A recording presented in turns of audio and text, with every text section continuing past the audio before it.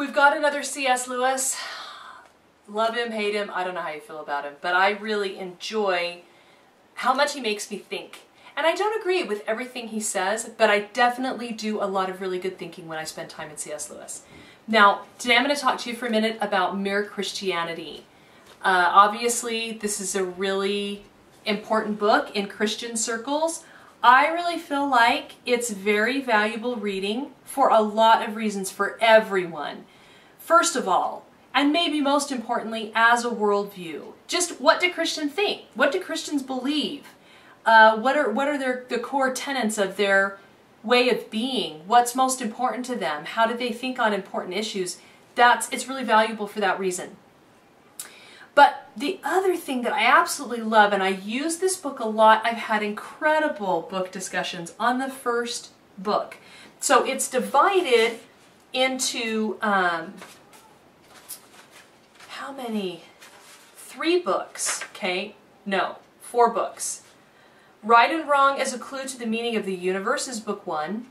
Then What Christians Believe, and then Christian Behavior, and then the last one, Beyond Personality, or First Steps in the Doctrine of the Trinity. Now, this was given as a series of radio lectures that became this book, and it's progressive. So what Lewis is doing is, and he's a genius at this, is he's building a logical argument. You spend enough time with Lewis and you will become a more clear thinker and a more logical thinker, because he's just a master at that, and he will train your mind that way. So it's really valuable through the youth and young adult years, especially, to spend time with him for any time, any age.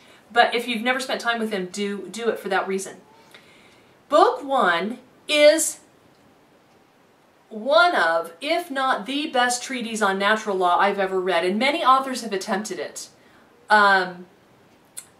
He really does a fabulous job of making one of the best cases for the idea of natural law and what it has to do with conscience and the idea of wrong and right behavior. And it's a very foundational reading. It's like 30 pages. It's really, really short. And I've used it a lot in the beginning of any book group to establish an idea of truth.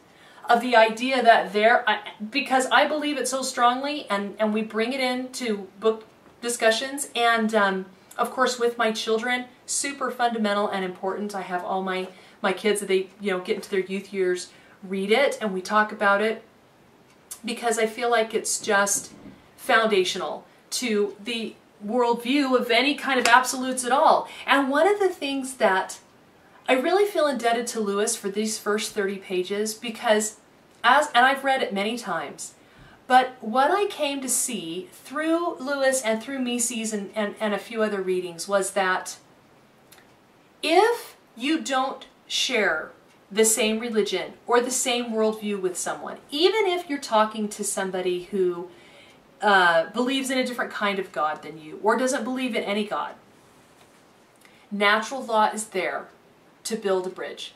Natural law is a place where you can begin and find some common, fundamental core beliefs that are true to both of you, because they're true to human nature, and it is a beginning place for coming to an understanding of each other. If you need to work together in certain, maybe you work in an institution, an organization together, and you've got to come to terms in some way, natural law is I just feel like it's so fundamental to understand. I just can't emphasize that enough. I use this one a lot early on with book groups, and you could do it for the whole month. You could let everybody have a chance to read it 2 or 3 times and really kind of get their minds around it. And it's some of his simpler reading. Some of his other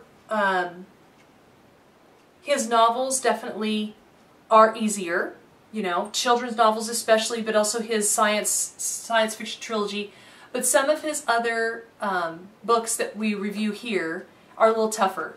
So I can't recommend this book 1. I cannot recommend it highly enough. I just feel like everybody ought to spend a little bit of time understanding what the concept of natural law is. America was founded on that idea. It's right there in the Declaration that laws of God and nature's God and laws of nature and nature's God. It's right there. So even if you don't believe him, even if you don't agree, you've got to spend a little bit of time in it. And the first book is really not all that hard. Now the next two books, book 2 and 3, I think are also very valuable. Just from the standpoint of ethics. Just what is forgiveness? Why is it important? He goes on, especially in book 2, to talk about this idea of what are values. Maybe it's not in this book. Anyway, that he makes some comments about Nietzsche and that kind of thing. I think that's in it. I think that's in Abolition of Man. Anyway, the last book, if you really want to understand some of the doctrine of the Trinity, it's valuable. If you're a Christian, read through it, you know. It's valuable from a worldview standpoint, but not nearly as valuable, I think, as the information in the first half, and especially in the first book. So, Mere Christianity, highly, highly recommend you spend a little bit of time in that book 1 and come to understand the idea of what natural law is and what it has to do with conscience and how it plays into the relationships of mankind across the world, how mankind have had basically the same value system all through history, and it ties in. It's a good one to read alongside Abolition of Man, which you can watch that book review as well in conjunction with this one. Abolition of Man is much more difficult. You could read all of it, or this is also a fun thing to do. You could grab Abolition of Man and just read.